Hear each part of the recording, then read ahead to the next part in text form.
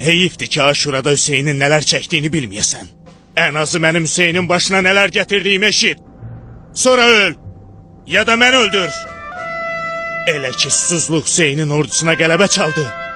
6 aylıq körpəsiyle meydana geldi. Onu yukarı kaldırıp feryat elədi. Feryat elədi.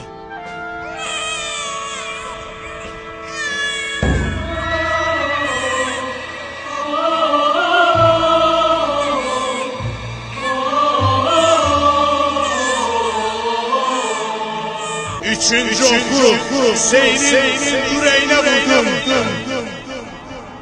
Kes sesini melun!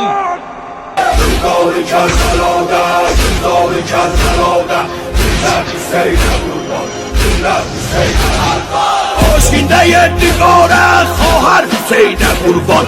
Mallar kalan vətəndə, doktor Hüseyin'e